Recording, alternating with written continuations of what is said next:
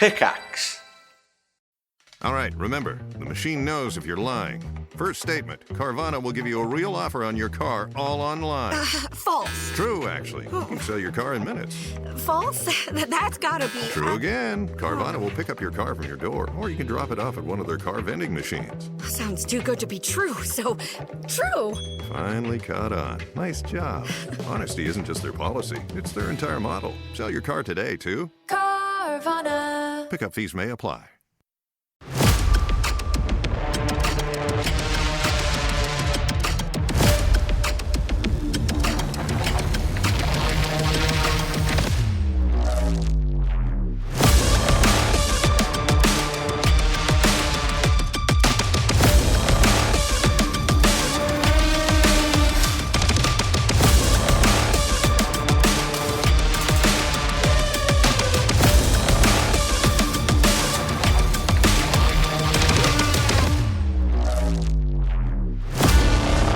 The Jost inside the air locker slams up against the window and says, it's like pointing behind you. It's like, there's something behind you. There's something behind you. And the Jost behind you says, what the fuck did you let in? What is that? And that Jost is pointing its gun at me or at the airlock? At the general direction. It doesn't look like he's pointing it at you. It's just sort of like he's got it and trained it at... Yeah.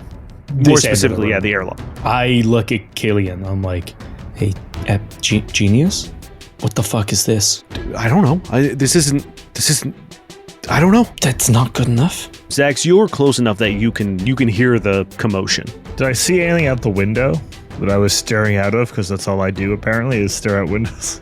You would have seen probably Jost like out doing his like walk, like checking the thing. Did I see anything strange while I was watching that? No. I mean, I don't know if you were particularly, if you were like, no, there was nothing, you knew he was going out, he went out, and then started freaking out. Hey, what's going on out here? We got two Josts somehow. Look, Jost, put it down. He's in the airlock. He can't hurt us. The last thing we need is a gun going off. So put it down. We'll figure this out. All right, Jost here with us. Are you real or are you not real? Yeah, I'm fucking real. Yeah, I'm here. Okay, answer a question that only Jost would know. Is your name Yost or Jost? I keep on getting confused about it. It's kind of interchangeable. You can either call me, Jost or Jost. I don't really care. Okay. We all know he didn't mind how we said it. It just depended on where we all came from. Yeah. It needs to be something better than that, Zax. What day did you think I was gonna die? Exactly. When did you vote? Don't look around. Don't look at the wall. Look at me. He just goes, I don't bet on this because last time I tried to, maybe I tried to kill him myself in order to win the bet, and I'm not allowed to do it anymore. It's true. It did happen. Okay. Yeah, it's true. I got a scar right here for when you choked me real good. Well, airlock Jost, your turn. You just hear him like breathing, and he's just like, yeah, ask me anything. Ask me anything. Okay, what's your favorite color? Black. That's a bad answer. I don't know the actual answer, but that's it not is a good the actual answer. You know that Jost like only wears black stuff. Like, you know what I mean? Like he doesn't like colors. Okay. Hey, Jost in here, cut your hand real quick for me, would you? Why would I do that? So I can make sure you bleed, boy. Okay, sure, but I'm not going to cut a hand when it's the thing that I used to hold. It would have had to climb something. Would have had to swing a weapon or fire something. Okay, cut your face. Why are you choosing the craziest place? He takes the back of his knuckle and just goes, teek, like just a small little nick. And he's like, it's fine. And he looks and you see a drop of red blood hit the ground. Okay, I need you both to strip naked. Okay, Zax. The Jost in the airlock is like, that will kill me, man. Like, I know we've decompressed, but like, I'm not taking my suit off this close to the void, dude. Okay, the one in the airlock seems a little bit like a party pooper. Which is very Jost. Look, Jost, go in the other room. Zax, go with him. Keep an eye on him. Okay. I go up to the airlock and I'm like... Jost says, hey, I'm not leaving anywhere until you promise me you do not let that thing in. I'm not doing anything until we know what's going on. Okay. Jost was with us when we met Toyama, right? And when we got the blackmail, right? No, he wasn't in the blackmail. He stayed with Rain to make sure. Okay. Again, either that she was safe or that she didn't film anything. What did Toyama say when we left about God? That he was richer than him and it was a poor person compared to him. And then I go into the other room and I ask the same thing. That it was he was richer than him and Yeah, it's almost like word for word, the exact same answer. Oh, I don't know what we do here. This is a spicy one. Hey, Killian, you having fun yet? Oh, ho, ho, ho. Killian is sort of like thinking. He's like, okay, there's not more of us, right? Should we check to see if there's more of us? Why would you say that? Well, I mean, if there's... No, why would you put that out there into the world? Now there's definitely... Okay. I'll check Zax's bunk. Zax, do you want to check mine? I'll check your bunk. I walk Don't over look to too hard under my bed, though. I walk into Zax's bunk. Is there anybody else? I radio Frost while I'm at it. Frost, where are you at? I'm waiting for you guys to fix the engines so that we Yeah, we got an incident with a capital I here, boss. You need to come down here. Good, great. This is what I want to hear. Fantastic. And you hear the comm click off, and like further down the like ship, you can hear him be like, "All right, Rain, frame up. Let's see what's happening." Well, this is gonna make great television. Oh God. Yeah. There's no Zax. No Zax, no you. Okay, it's just Yost. Wait a second. I'm gonna check the frozen tubes to make sure there's 4 bodies still there. Yeah, you can't see like in, but you can see the like silhouettes of 4 bodies, and you can see that like the tanks are like full and active. Did anybody see what happened to Yost when the computer fucking freaked out? Hey, boss, there's 2 Yosts. Or Josts. We still getting to the bottom of that one. Yeah, come here. I point at one in one room and I point at one in the airlock, like down the hall. We don't know which one's fucking real. Or if they're both real. If they're both real, I don't know. Or Did both anybody fake. see Yost when the computer did its fucking crazy thing and we all got nulled? Rain, you were filming, right? Yeah, I protected the camera. And she holds up her hand that's like bandaged now. I could just rewind back to that and see what happens. Yeah. And she pulls out the sort of like view screen and says, "Should we do it on this, or do you want to do a bigger screen?" I just do it on this. We need to get this Okay. quick. Yeah. I do prefer it to be more cinematic, but that's okay. Zax, not now. She rewinds the footage, and you can see that she is focusing mostly on Oren and Killian, like kind of back and forth, the interaction and the fight. But when Killian begins to storm off, you can see mostly like in front of the shot is Jost, and he's out of focus. But the second it blasts, his head snaps to the lens Ugh. and is staring directly in the lens, and then a hand covers the screen. That's so scary. Yost is a big, scary guy. Yeah, he's huge. He's our He's like muscle. We don't want to... A Dave Bautista, Yeah. The Rock, kind of like, big boy. It's him, but with sparkly arms, because he got cybernetics all over him. Maybe we just keep one. we doubled our muscle. No, they're going to rip each other apart the second one of them gets in. Survival of the fittest. And also, sorry to interrupt, but if this is a result of my stupid fucking bluff, if this is a null incursion, if this is a scourge situation, we could all be at risk if we don't choose the right person. The longer it's here, the more likelihood it spreads. Yeah. If it's scourge, if it's null, my hands might react. They might not.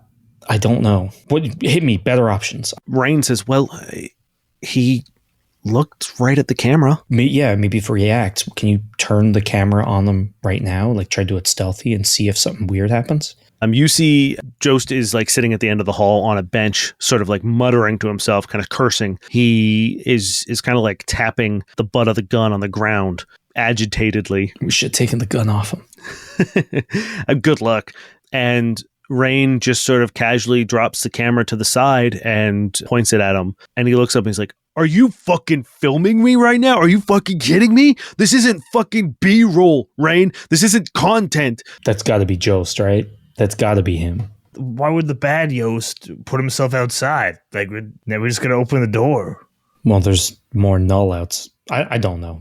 I don't know. Camera test on him, I guess. She points the camera at the one in the airlock, and the one in the airlock explodes. And it's not like a gory explosion. It is almost like a pixelated black cube glass situation. It's like if you've ever seen the safety glass smash that they're like they break in like those cubes. It's like that but black, and it just whoosh. But at the same time, the camera itself, you see sort of like on the lens and in the viewfinder that black pixelization, and Rain throws it across the room. It's like, oh fuck no. Shoot the camera. Jost lifts up and unloads a couple rounds into the camera, sending it sort of like scattering in pieces all over the place. And Frost is like, come on, that's our only camera. We don't have a backup. What are we doing here if we can't film it? Why don't we have a backup? Okay. Killian, are we still in danger? Did bullets solve that? Okay, hold on. Oh no. It went outside. I think it came into the camera. Yeah, but what if it went out and did something to the engines even though we said it was okay? Well, I think it's high time we start moving, because if something happens, I'd rather it happen on terra firma than us getting fucking spaced. I agreed. Everyone, together, we stay together, we do not split up. Right now, I think we can all agree that we are the real versions of ourselves. There's no doubles, there's no copies, so if someone else comes into the room, then we know they are the copy, right? Yeah, maybe. We've checked the ship, right? There's nowhere else. Did you see anything on the way down, Frost? Frost is like, no. Hey, where's Kristoff? Shit. Everyone runs to the med bay, and Kristoff is sitting at his computer. He's got a sandwich. He's about to take a huge bite. As you all run in, he's like, what the hell? What's going on? Have you seen anything? The only thing I currently want to see is this delicious sandwich. What do you got on there? No, Zax, not now. Why? It might be important. What if there's two of them later, and the question is, what kind of sandwich do I like? But they seem to know what each other knew perfectly, even recent things. So, okay, I'm curious now too. What's on the sandwich? Look, it smells so good. It's just synth ham. This is not the time to talk about ham. We have a mystery to solve. Zax leaves the room. God, Kristoff. Okay, look, no, come. You got to come with us. Bring the sandwich. It's fine. We got a fucking incident, and we got to, I guess, everyone to the bridge. I agree. I think we need to put this beautiful bucket of bolts onto the ground, and at the very least, look, we're here. We need to grab this artifact, and we need to get out of here. Let's go. I guess punch it towards the planet if we can. Well, you know that the problem with the engine was engineering based. Like you fixed it. So he begins burning the liminal engines, and you guys begin making your way down to planet side. He does at one point in time, once you guys are about to break atmosphere, he's like, okay, everyone, jump seats, buckle in. The landing is, from what I understand of the planet, going to be a little rough, going to be turbulent. So everyone get safe. And there are jump seats sort of on the edges of the bridge for you guys to sort of strap in. Yeah, we do. As you break atmosphere, you see a shape flying directly at you, and once again it looks like a bunch of these tiny little cube-like pixels that have been bunched together in what resembles a ship, more specifically yours, and it is flying directly at you. We are going to do a little bit of ship combat. Oh, ship. This is going to be a little more difficult because you guys are going through atmosphere and like in turbulence. So you're still in 0 G. You're not in whatever gravity is on this planet. So your weapons are still going to operate the same, but there may be penalties based on things that you do. Well, for ship combat, it is, in terms of initiative, it's either whoever starts the fight or you roll a d6, and it's 1 to 3 they go, 4 to 6 we go. Okay, well then roll a d6. I'll leave that in the beautiful hands of Zax. My hands are beautifully well kept. I take care of my cuticles really well. That's a 5. Hell yeah. It's us. All right. I'm going to let you guys, because of the way that like crew actions work, I'm going to let you guys sort of dictate the moves. Assume most people are doing things. Yeah.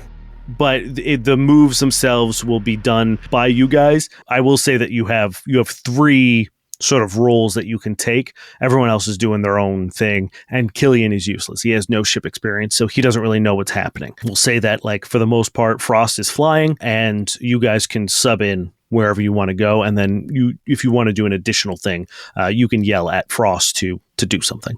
Cool. The cool thing about ship roles and crew actions in Mork Sol is that you can it's kind of assumed that you don't have to run from the gunner's seat to the back to do the engineering. It's you're basically able to modular change your station where you're at. So with a few clicks of a button, you're now at engineering. If you can do it all from where you're at. So changing stations is a per turn kind of thing that's expect. So the bad thing about our ship is we only have a mine layer. But I'm thinking right now, this ship is flying right towards us. If we drop a mine and evade, it's going to drive right into it. That's a good plan.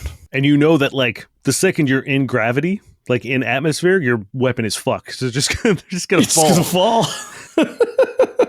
I yell, "Are we doing chicken, Captain?" Yeah, because it worked so well with us doing it earlier, featuring, inspired by Killian. Let's go. And he's gonna gun it. I assume you want to do evasive maneuvers? Yeah, there is I don't know if the captain has a class, because there is a dogfighter thing where you can flip and burn. If he's able to do that, that would be rad. Sure. If not, we'll fucking rock and roll. Let's say that he is. Yeah, it's basically an agility check to get a minus, a bonus to defense on us, and then it would be a negative to attack, but at least I think we'd be able to put him where we want him. Cool. The captain is going to attempt his flip and burn move. I'm going to, for my move, I'm going to support him. So to support, I test any DR12 to reduce an ally test by 2. So I'm going to just put my brawn to use as I'm pulling on a tertiary wheel to really crank.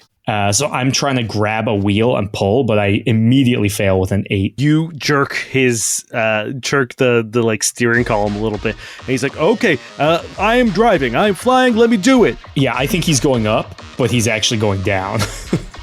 He does still succeed, though. He passes that, and he says, "All right, someone let loose that mine." Mines ahoy! So we are in close range to each other.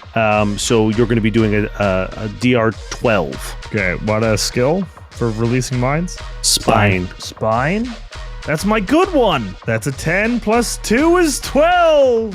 Did it. It is just barely released in time. You see the captain is able to, Frost is able to, he pushes down and just sort of dips the nose of the ship down and almost does puts you upside down just in time for you to launch the mine sort of up and into the path of this weird sort of pixel clone ship. Roll me some damage. That's 3d10s, baby. 3d10s. Jeez, Yikes. Louise. I rolled a 10 and a 6. You want to do the last one, Ryan? I would love to. That's another 10, baby. 26 points of damage. You blow this thing fucking up. You manage to land it just perfect flight path. And as it smashes into it, you see this explosion ripple out. It kind of pushes your ship a little bit, rocking you even more so with the turbulence you're going through. And then you just see it sort of tear this ship apart and explode once again, sending these pieces of pixelated glass-looking material everywhere. That would have one-shotted our ship. That one-shotted my ship, so yeah, you did a great job. We rolled really well on hull because we have 25 hull points. Yeah, I thought this ship might have been too beefy, but it just gets fucked up.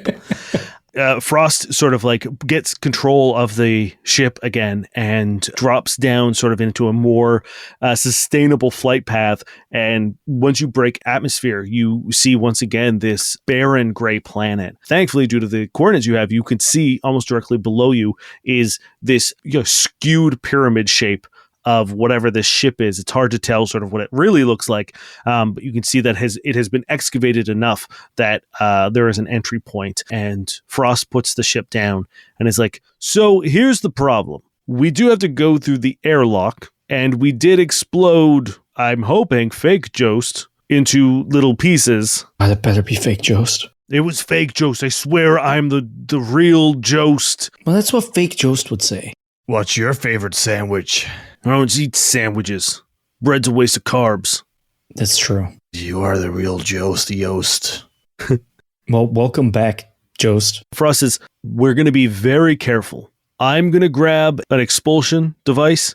We're going to blow it out, leaf blower style, and we're not going to touch it, just in case. Okay? We're going to take extra precautions. Killian, do you have any way for, like, anything you think would help us stay safe or be able to figure each other out? Like, if this is Scourge, if this is, like, is there something that would...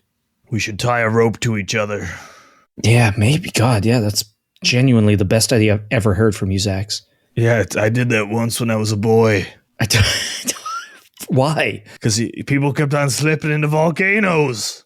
Killian looks at you and says, so if one person slips, everyone does? No, 2 5-year-olds can lift up 1 5-year-old. Sure, it's just simple math. Yeah, it is, yeah. And if 2 5-year-olds slip, then, well, you lose a third, but that's just life.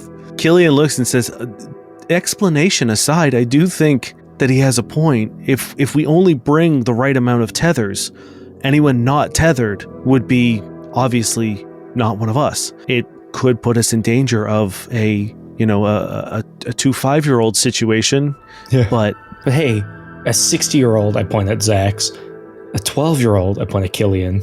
60? That's a compliment. Thank you. Oh my God. Joseph looks and says, I'll take point. I'm the best shot and I'm the strongest. So if someone does get pulled or something, I should be able to hopefully give us a bit of a fighting chance. I say we put Poindexter in the middle to keep an eye on him since he's the one who we don't know well enough. No offense, kid. Frost says, I'll bring up the rear so that, I don't even get a good shot. Never mind. I'm going up next to Jost. I'll be in the rear. I'm the lightest. So if I slip and fall in the back, you won't even notice. But we have the heaviest at the front. If they slip and fall... Yeah, then we're just... Yeah, I don't want to try to lift them. That's 2 5-year-olds right there. Yeah, it's 2 5-year-olds. Kristoff looks and says, hey, man, I didn't sign up to go anywhere. We can't leave you here. Yeah, Kristoff, sorry, bud. What if we come back and there's like 6 of you? You missed what happened. There were 2 Yosts, by the way, and one exploded. Yeah, right, tether me up. And then it became a ship, maybe? This is so bad. We better be so rich that I can have fish to display after this, because if not, Frost is starting to sort of like hand out tethers for everyone to put on your like belts. He pulls up a reading and he says, okay, atmosphere is breathable. I say we still wear helmets. Yeah. We don't know what we're going to be running into, so a little extra filtration is going to, I think, go a long way. Yeah, I agreed. I put mine on. And no, never mind. They could make inorganic materials too, I guess, because he was still wearing the same stuff. Okay, let's try to do this as quick as possible. In, out, get back, get rich. Watch out for booby traps. Yeah. Frost turns to look at Killian and says, all right, kid, you're the alien technology expert and our null expert. So Jost may be at point, but we're following your lead here. You get us the artifact, you get us out safe, we all go home happy, and hopefully whatever's copying us is done. Frost grabs this giant sort of blowing device and just blasts all these little cubes of the airlock Jost out onto the ground. Are they inert? Are they doing things? No, it's literally like, it looks like cubed glass. But they're not like writhing or moving. Nope. Or... Okay. Why are they killed by cameras, do you think? I don't know, 8-bit. My guess is that it's code, it's data. You can infect data, you can infect code. So I'm worried that the small sample that I had infected things. But the thing is code isn't easily replicated from subject to subject. But when we recorded it, did it get written into the camera? Is that what you're saying? So I think so. Well, okay, then I guess that's a good thing. It didn't explode. It just changed places, like it moved towards us. Correct. I think whenever it rewrote itself, it no longer could sustain both a digital code and a organic code. Okay, well, wow. Well, let's try to we got to get in and out quick. When we get outside, Dane, I want to check my Skinterface, which is our cool computers we all get that sort of give us, comms and, in this case, like environmental readings. I just want to make sure that Frost wasn't lying. So I just want to make sure that things are breathable and like that there is no misinformation that Frost gave us. You look, and it is a breathable atmosphere. It is rife with carcinogenics, though. It is not a healthy atmosphere, but it is a breathable one. You can tell that, like, he may have been in... Worst boss. He's like, yeah, it's breathable. You'll just get absolute cancer. There's a reason why he suggested the helmets, was he didn't want to worry you guys more. Zax will keep that information to himself for now and just be at the back of the line. In case there's anyone on the crew he really wants to die in a couple of years. Or maybe I want to go out huffing that sweet, sweet tobacco air. In a couple of yeah. I guess we move out. Before you guys leave the ship, Frost says, wait, sorry guys, I almost forgot. We're going into some possibly dangerous territory. Toyama gave us a sort of a spending allowance for defenses. We are going to do our cargo die check here. Instead of doing it when you left the planet, I figured it'd be more fun to do it here. So you are going to roll the cargo die. And if you hit a 1, your cargo die is going to shrink in size, which I believe at yours will mean that you are broke, which means it's sort of like you lose some of your cargo tag, and Frost has spent some of it to procure these weapons. So please roll the cargo die. Okay, Dane, that's a 2. Okay, you are good. I was able to get a pretty good deal from the unseen. So if anything strikes your fancy here, and he hits the side of one of the armory closets, and it pops out and it drops down a selection of weapons. What would you like to grab? I'd take a rivet gun. Okay.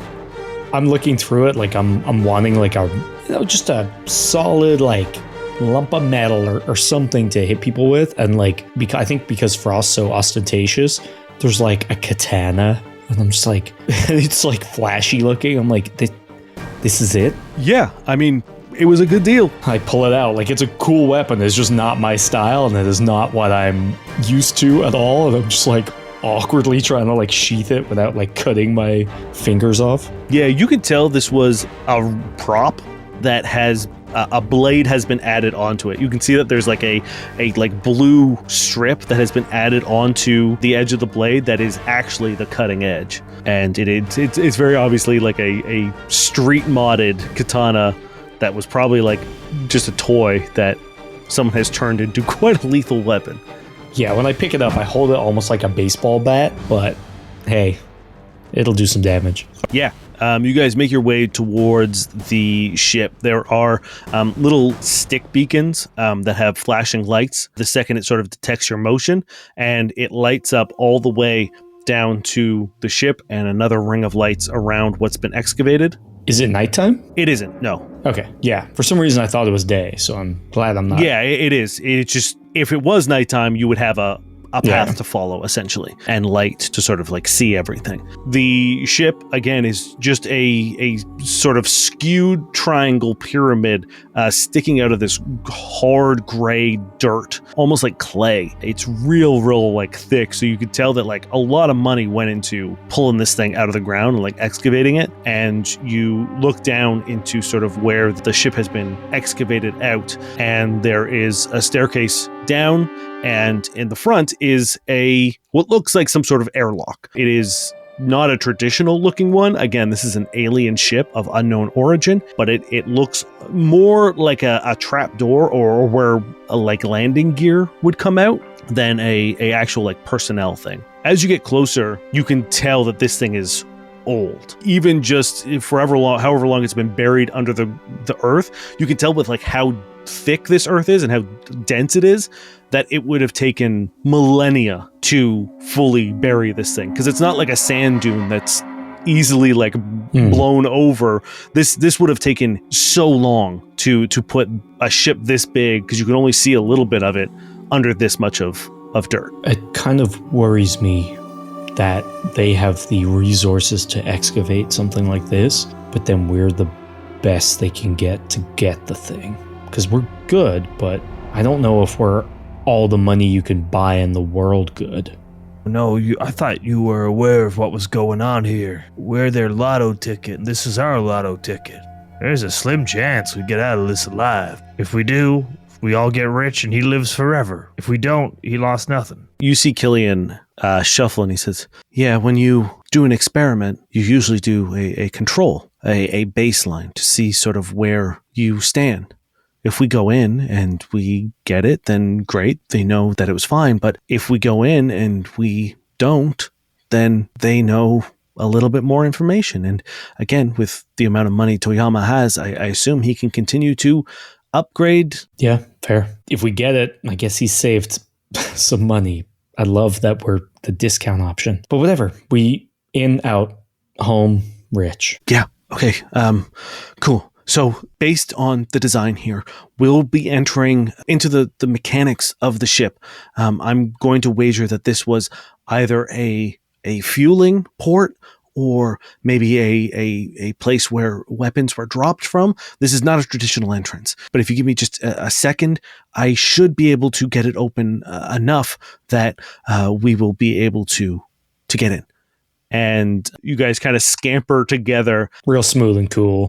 Yeah. He says, do you mind giving me a boost? And Jost, just like raw dog, picks him up and just throws him and grabs his ankles, holding him up into the air. And Jost used to be a cheerleader back in the day. And 100%. And you see Killian pulls out some tools out of his little toolbox and begins tapping away and pressing things. And you see that the hatch kind of opens up maybe like a couple inches, and he puts a small metal tube in, and then that begins to expand, pushing it open wide enough for you guys to get in. Nicely done. I guess he goes in first. I guess you're kind of like all tangled up, but it doesn't take long for Jost to sort of like give a boost for everyone, and then he just climbs up the final tether, and you guys reorient yourself so you're not all tangled up, and you are inside this alien vessel. And it looks like Killian was correct. You are in a sort of sideways version of where it looks like bombs would be dropped. There are dispensing racks that you can tell there's like a rotating carousel that looks like just above where you came in, that the bombs would sort of like be cycled through and dropped. But there is no sign of any sort of munitions.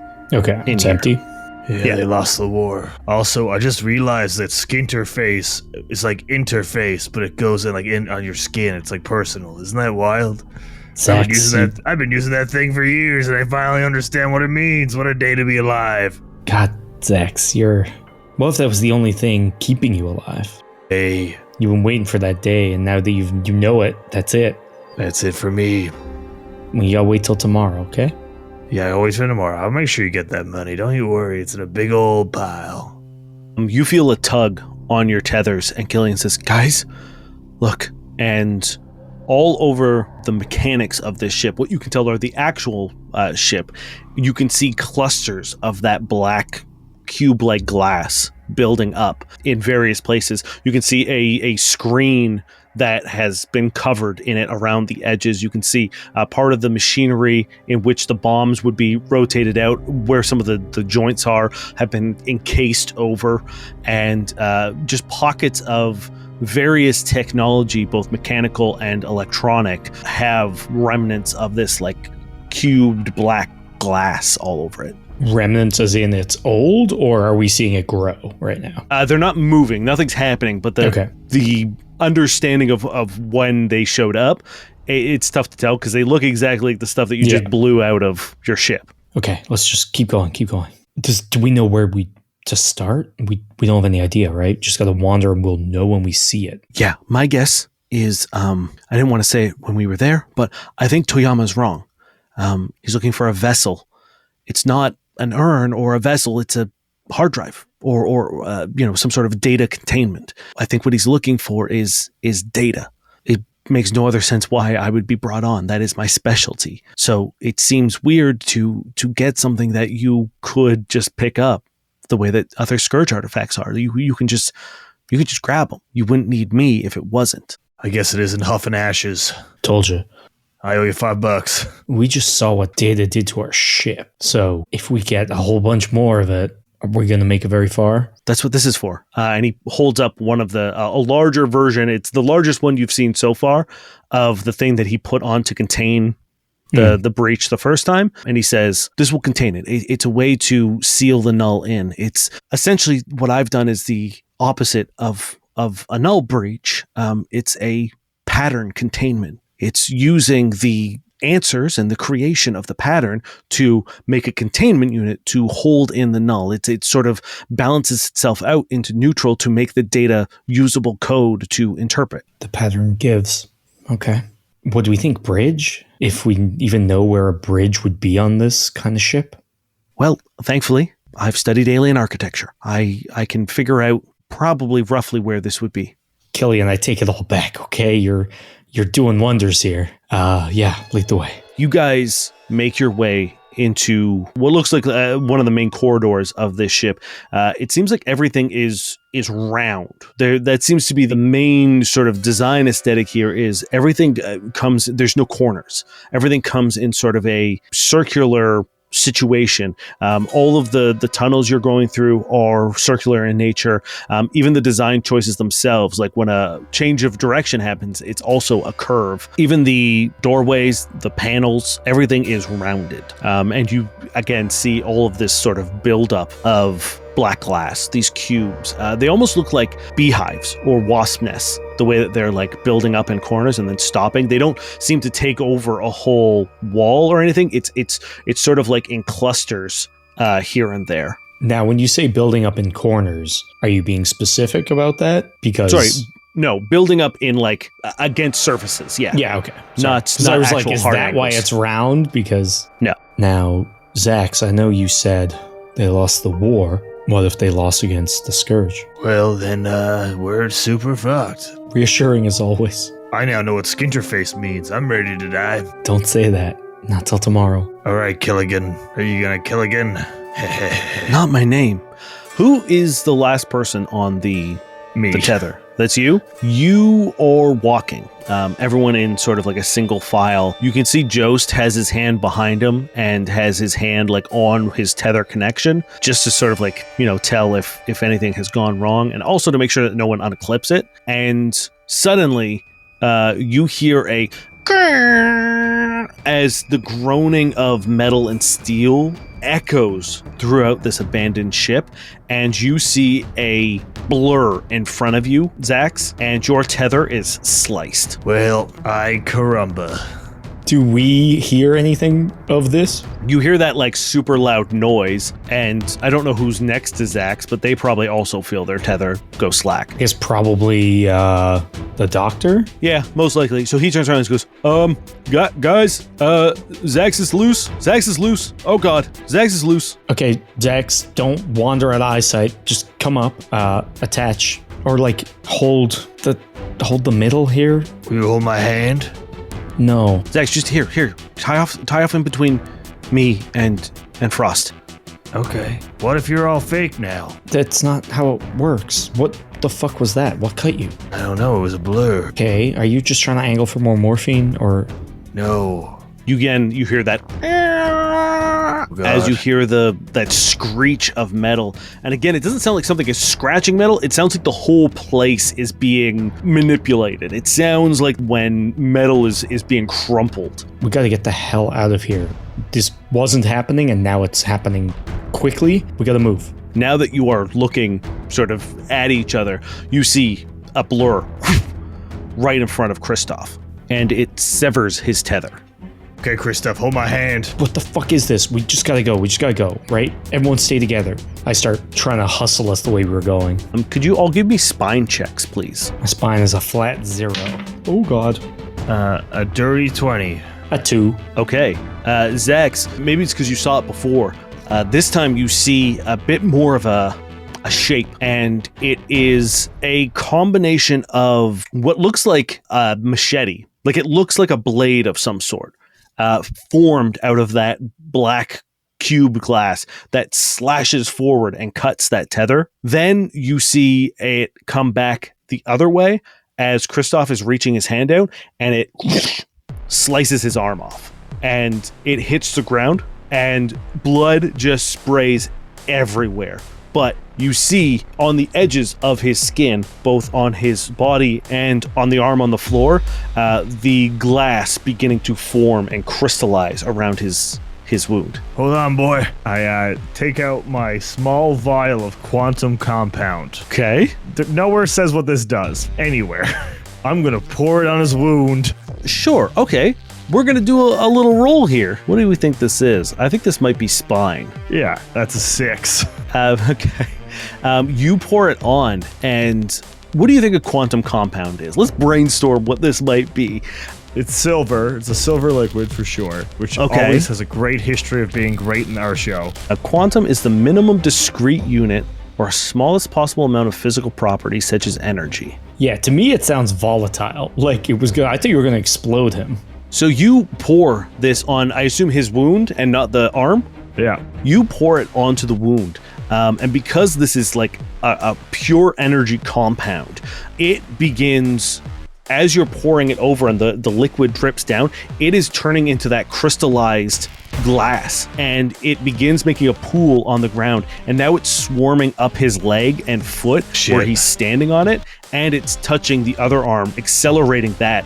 And before you know it, that whole hand turns into a gnarled, crystallized glass version, and it skitters off. Like Kristoff, his whole body skitters off? No, just the hand. Just the arm. But you can see that this glass, he's like, guys, what the fuck is happening? What the fuck is happening? Oh no, this feels bad. This is really cold. Oh, Kristoff, do you know what to do? Doctor, do you know what to do? He looks and he says, amputate it again? Amputate the arm? Cut the arm with a clean blade? I step forward and I swing the katana down his arm. Okay, give me a brawn check. It's a 7. You get about halfway through before you hit bone, and you don't clean cut it off. Damn prop katana. Kristoff is like, fuck, oh god, did you use a toy? Is that a toy katana? Is that even sharp? What the fuck are you doing? I'm just gonna grab the arm. I put my sword to the side, I just grab the arm, I'm trying to like crack it and rip it off. Okay, sure. Give me another brawn check. We have ripples. Don't forget about your ripples. I don't need a ripple. It's a nat 20, baby.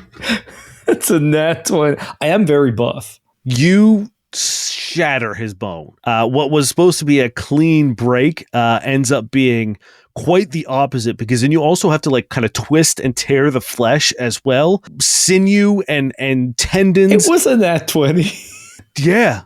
It doesn't mean it's perfectly clean. No, I do what I set out to do, which was I panicked. I'm not a doctor. In the engineering bay, when things don't work, you hit them. Kristoff collapses and passes out in absolute pain and agony. And then from further down the tunnel, you hear, oh god, guys, what did you do to me?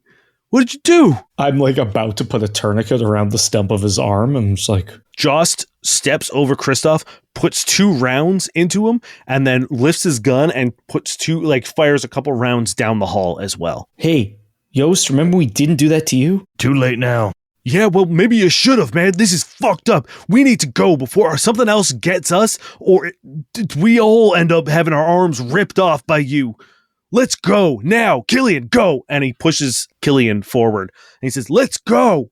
Is Kristoff still being taken over? The body on the ground. I guess he's dead. Yeah, never mind. Yeah, you can see that the cubes were starting to cover him. And then the second he's shot, they stop. Okay, if the cubes are covering Kristoff on the ground, that wasn't the fake Kristoff. Because why would the cubes cover the fake Kristoff? Because the fake Kristoff is cubes. No, it was definitely not fake Kristoff. Fake Kristoff was based on the arm that ran away. Oh, smart. Zax, you were smart. Yeah, I know. Guys, come on. We hustled down the hall. You guys start running, and Killian seems to now be in the point. Joss is almost like fallen back to make sure that everyone is going, and occasionally turns around and puts a couple rounds into the darkness behind you until you guys enter into what can only be assumed is the bridge. There's a huge cylindrical tube that has a strange-looking console ringed around it. Another series of consoles runs along the outer perimeter of the room. Inactive curved screens line the walls. The largest screen sits at the front of a curved seat with 2 orbs on either side that look like those old school PC rollerballs, which you can assume is how someone might have piloted this ship. Inside you can see what looks to be some sort of filament. There's another smaller element in the middle of the tube, and Killian runs over and looks at the machinery, and he's like, okay, this has got to be sort of like the main data bank, I guess. So we got to do this. Okay, give me a second. And Killian begins pulling tools and stuff out of his bag and begins putting it on, and you can hear sort of like the humming of machinery as he begins tooling, as he's sort of re-engaging this ancient ship. From behind you, once again you hear that as you see the top of the room you're in beginning to crush in, and the top of the tube shatters, and it looks like something is pushing down on the ship. That's not good. Killian, hurry it up. I'm going. I swear I'm going. Jost takes his knife and cuts his tether off, and he says, okay, I'm going to make sure that nobody gets into this fucking room. And he runs into the hallway that you originally entered into, and just every now and then reaches into his back pocket, cracks a glow stick flare, and throws it down the hall. And when he does, you see 3 figures, and they rush Jost and maul him. He puts a couple rounds into them, but just a couple chunks of this cubed glass fly off, but not enough to stop these creatures as they mount him and begin tearing him apart. Just claws and what look like giant maws just closing down on him, tearing him limb from limb until they look up at Killian. And you can tell that probably the next target. We're going to roll some initiative. Or rather, we're in initiative. And they're going first because they're starting combat. God. Oh, no. The first one is going to run towards Killian. I will let you guys, if you want to, try to intercept them. I will say that is like the start of combat. Yeah. They are going to attempt to get you. First one goes for you, Zax. Yep, so I roll and add my dodge. Your agility? I roll, add my agility, and that's a 4. Ugh. Okay, this thing gets you. What do these things look like? Are they just like black, cubey, pixel humanoid shapes? They are humanoid shaped, but sort of what looks like someone who, if you ran a human through like a weird Photoshop filter over and over and over and over and over, to the point where like arms are a little higher, wrists are in places where they shouldn't. They still function like a human or a humanoid, but nothing is where it should be. Like one leg's knee is down by where its ankle is, and you could see it sort of like going fucking Wobbling, wild. yeah. One of the necks is sort of center mass on the chest. That's the one with like the big mouth. And then there's another one that's really long and gangly, and its fingers are these huge claws. So it looks like these things have evolved into predators as opposed to copies of like carbon copies. These seem to be imitation predators of different things. They rolled D6. I rolled a 1. The first one with these huge claws just goes to get a huge hit on you. Okay, and that my armor will just negate that. Okay, so they do no damage because you have a minimum of 1 armor. Great. So even though you failed and they hit you, your armor is able to, it puts a claw right in your chest, and there's just enough padding. You can feel the tip of its claw. Scrape you. Yeah, like just prick your chest, and it tries to grab it, and it feels more like when a kitten climbs your leg, that sort of like sharp pinprick. It still hurts, but isn't enough to really do any damage. The next one is coming for you. It's this larger, rounder one with the essentially just a giant mouth coming out of its chest. That's a 15 agility. That will be enough to protect yourself from it. How do you get out of its way? As it comes in, I just like reach out with my katana and like I'm like, it's not artful. I'm just putting it in front of me and like holding it at bay. It just like tries to bite into you, and instead it just like gets a mouthful of katana and gets kind of pushed away. It is your turn. You guys get to choose whoever goes. I'm just going to swing at it with my katana as I kind of like take a step back. Like I fend it off for a second, take a step back, and like, again, like it's a baseball bat, just swinging this katana. That is a 14. 14's going to do it. That is a 1 on my damage, but because of my strong arm ability, I add +2, so 3 damage as I smack it with my katana. This is the mouth one, the big mouth guy? one, yeah, for sure. Cool.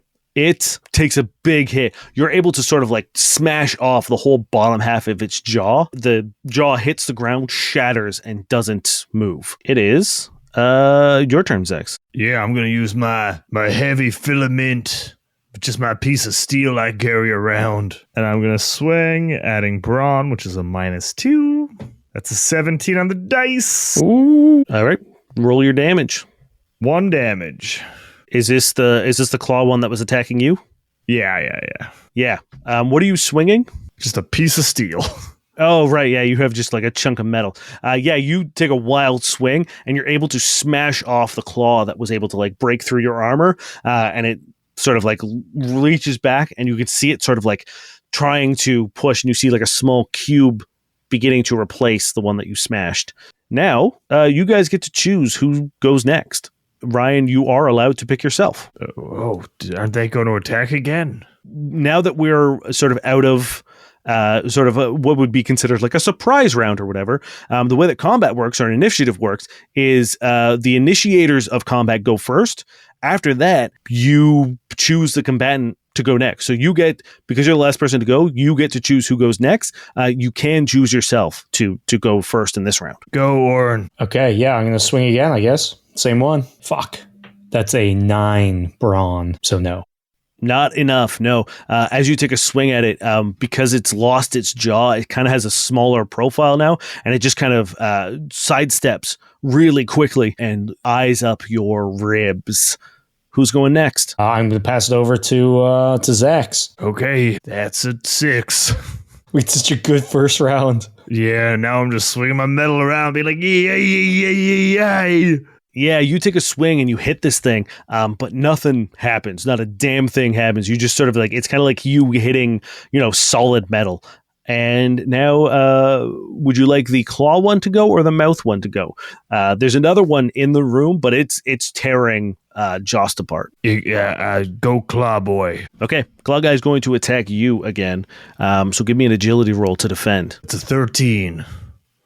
Okay, great. You're able to get out of its way. This one, it sort of like leans back on its legs and lunges forward, this time looking like trying to almost dive through you with the amount of force it's going through, but ends up sailing over into one of the consoles and smashing into one of the chairs. It is now the mouth one, which is coming for you, Oren. Well, that's cocked. Ooh, 12 on the, 13 minus 1, so 12 on the money. As again, I'm just trying to like fend this thing. Like if it was a trained fighter, I'd be fucked. But like just the ferocity and the simplicity, I'm just really just keeping this thing at bay. Yeah, it looks now that like because it's lost its bottom jaw, it's just trying to like headbutt you real fucking hard. I'm going to pick. I'm going to do the claw guy. Coming for you, Zax. Yeah, be my guest. That's a 10. Okay, it's coming for you. That is 3 points of damage. So roll your armor and see what you reduce it by. I reduce it by 2, so 1 point of damage. 1 point of damage. Once again, it manages to get one claw on your chest and it pulls you in and gives you a slash across the face. It is going to, I'm going to pass it to Oren. Oh, that's me. Katana time, as I'm slowly getting used to the katana, and I think this is going to be my big moment. It's not my big moment. I'm just being overwhelmed. Like, I'm not used to this as a weapon. Like, I'm trying to hack at it, but like, it doesn't have the heft I would expect. It's just taking bits off it, I guess, but it doesn't seem to be doing anything. I got a 10. Okay.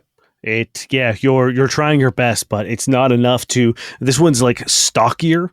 So trying to cut through just like a solid metal or solid sort of like glass object isn't that successful. Yeah. Choose who goes next. It's going to be mouth. Because I believe they're the only one left, right? This round? Yes, you're correct. That's a 10. All right. So I'm tiring myself out, so I'm doing bigger swings, and then I just completely wind back, and it does 6 points of damage to you. If I roll max, I'll be at 0. Ripple, baby, ripple. How does this thing hit me? Like I said, it's trying to headbutt you. So it misses the first one, and then it rears back and kind of like charges you like a bull, and is trying to essentially collapse your ribcage in on itself. Yeah, as it comes in, my hands feel a little weird, and all of a sudden you almost like, if you were watching, you see like a pulse barely visible through the air as like something sparks in my hands, and a ripple kind of like floods through the air between us, as I will spend my one and only ripple to negate the damage by 1d6. So how much you do? 3. Hell yeah, half damage. And now half damage, and then I'll roll my armor. 1. So I take 2 points of damage. Yeah, a much better result than 6. Than immediately dying, yes. Yeah, it still hits you. You can feel a rib break. There's a sickening like... Yeah, I feel like when it came in, it was like almost like cushioned by this like ripple in the air. Like it took a little bit of the speed or the velocity out of this thing. It was its turn. It's going to turn it over to the claw guy to attack Zax again. Be my guest, pretty claws. That's a 0. A 0. Yeah. Fantastic. Like 2 minus 2? 2 minus 2 equals 0. I can do math. Damn. That's another 3 points of damage. Roll your armor to resist. Okay, that's 2, so 2 damage. Well, no, 1 damage. Oh, it's 3. 1 damage. It is going to go to Orin. As these things are both kind of like overwhelming us, because now I've taken a pretty nasty hit. I'm like literally half dead. You're also probably close to half dead, right, Zax? Well, I'm half dead, baby. Yeah, things aren't going well. I know things are going poorly behind me, so I take a breath and I like kind of like push it forward with my katana and I step back and I rip off one of my gloves, and you see again this like black tracery of like what lies beneath my skin as I go, come on, and I start like almost like rubbing my fingers together and like almost like it sounds like clicking, and then sparks start to form, and then as the monster like runs back in, I'm going to try to cast my null mark, which is photonic photonic engulfment. Oh, thank God, because I have 0 to spine, but that's a 16. Hell yeah. What's this do? So D6 targets take D6 damage. Okay. Do you get to choose if you roll over? See, I don't know, because when I've played board games before, the rule was you don't have that much control. So the third one, but didn't you say one was ripping apart somebody else? Yeah. So that's 3 right there. The 2 in front of us and the one ripping apart somebody else. Sure. So 3 targets, 4 points of damage. As like the atoms around them start to agitate, and I imagine like the way like bees can take out hornets by like rubbing against them and like superheating them. They're effectively like just overheating. Yeah, it explodes. You sort of like you see some of these hard edge of the cubes even melt a little bit. They glow red hot with this burst expulsion of energy, and it just shatters. And you hear Killian be like, "I've almost got it. I've almost got it." Who goes next? Can we quickly go back to this whole bee wasp thing? We can't just jump by that because that is fucking insane. What do you mean they rub on the wasps and they die or whatever? Yeah, so when hornets attack bees' nests, the bees all like engulf the hornets and they like rub on it and they create so much friction that it overheats and dies because they're not big and physically strong enough to attack them. Well, sweet Jesus Christ, nature is crazy. Nature's wild, man. Bees are like, crazy, man. I ain't got no weapons, I don't care. I'll just hump you to death. Well, they do have a weapon. It's that stinger, baby. It does nothing to a hornet. Hornets suck. What's happening now? Is it one of theirs turn, or can it be like who? How many are up still? I was too distracted by the beast wasp thing. Each of them took 4 points of damage. So they're all still... One is destroyed. Okay, let me go. Let me take him out. Are you passing to Zax? Yes, I passed to Zax. Yes. I'm like, use your goddamn rivet gun. A natural 1. What does the fumble do? Are you using your iron? Yeah. Roll a d6 for your fumble. 2. Basically, your weapon is broken and you need to fix it with an action. It just splits and I throw it across the room. I'm like, oh, old faithful. Okay, who are you passing it to? I'll pass it to Clawboy. Yeah, I think that's the last one to go. Roll an agility as it goes to attack you. Natural 20. Okay. Ooh, hell yeah. Double damage and its armor goes down a tier if it has any. What, for my dodge? Even on an agility, on a defense? Oh, no, you get free attack. Sorry. I guess I use my rivet gun. I switch over to my rivet gun and I go, rivet. That's a 5. Jesus. Feast or famine over here, bud. You pull the rivet gun trigger a couple times and they just plink, plink, plink. Just the bolts go off and just like bounce off them. But thankfully, you hear behind you as the center column floods with energy and life. The room brightens up and it fills with this huge, almost deafening thrum of energy and machinery and whirring. And you see the column, that middle filament, fill up with energy. And the second that happens, the creatures all begin going and sort of screeching in a way. They don't have mouths, but they start emitting this vibration and noise and sonar almost, and then shatter and explode into those cubes like you've seen before as the column of light begins filling up with a black pixelated energy. Killian's like, okay, this is good. I know this looks bad, but this is good. We want it to funnel in, kind of like what happened with the camera. They can't maintain two different codes. Right now, they can't maintain a physical code because they're trying to suppress the digital code. And if we do that, then we can compress it with my device. Just keep doing what you're doing. Okay, I do need help. However, you take this. And Killian hands you a device and hands you a device, Zax, and says, I need you guys to activate it at the same time. And that way we'll make a triangulation of data and we'll be able to sort of encapsulate it. Tell me where and when. Yeah, let us know. Killian's like, there and there. And he points sort of equidistance on either side of this round terminal and says, okay, ready? 3, 2, 1. Can you guys give me agility checks? God damn it. Rolled a 12, but I have a -1 and I'm out of ripples. Ruh-roh. I will use a ripple. Okay. I fail. How many do you have? I have 1 left. 1 left, okay. You see the data beginning to breach out down onto the console, and Killian puts his hands on his head and he says, oh, fuck.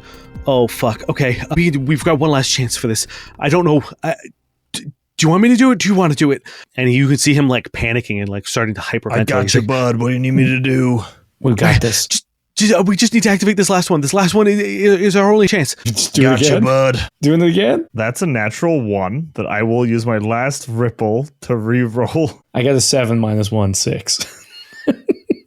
That's a 14 minus 2 is 12. Okay. All three of you, I think, realize that, like, oh no, maybe I should be the one to do it. And you all go for it. Zax, you're able to get your hand on it first. And you're able to time it with this sort of like pulse of energy as it tries to fully get its way up this like sort of middle filament. And you hear another sort of like pulse, another screech as it begins sucking back down into this inner tube and out into the console. You see the ones that were beginning to spill out over onto the machinery suck back in as well and funnel into this device that Killian had planted.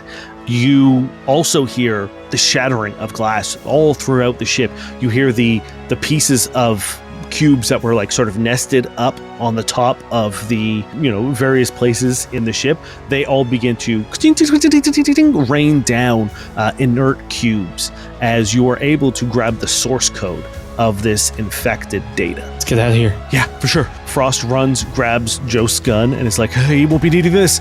And you guys all manage to make your way through. It seems quiet, although you can still hear that sort of like compression effect of this ship as you get out and are able to jump out of that the bomb dropping panel that you were able to open and get into.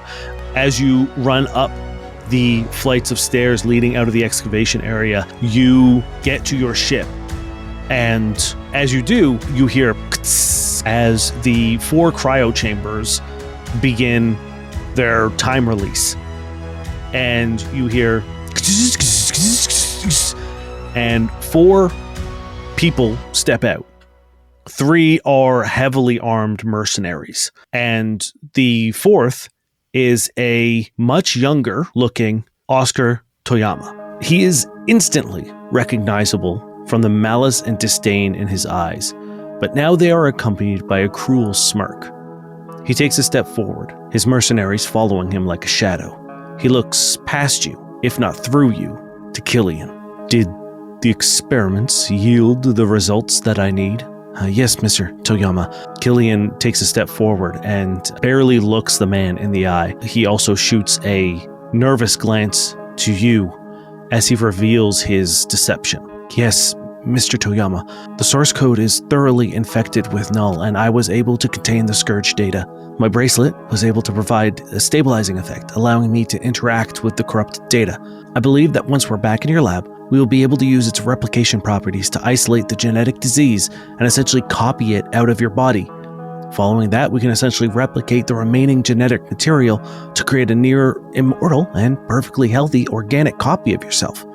Of course, with the effects of null, that body will eventually fall to the Scourge, but if we repeat the process every year or so and limit your exposure to skipping, you could, by my calculations, live disease-free indefinitely. Mr. Toyama smiles and beckons Killian onto the ship, but he holds his hand as you begin to follow. As you see, Mr. Killian has proven himself worthy of a ride on this vessel. And, surprisingly, you have proven yourself just as worthy despite being such a cost-efficient option. Unfortunately, your work for me is not quite finished yet. As the mercenaries point their guns at you and usher you into the life support tubes that previously held them, the chambers slide shut and Mr. Toyama says, "When I need you, and I'm sure that will be soon, I will have another job for you." And as you hear the hiss of the chemicals and vapor lulling you to sleep, your eyes growing heavy, you watch as the glass frosts over as Mr. Toyama disappears into your ship carrying your prize.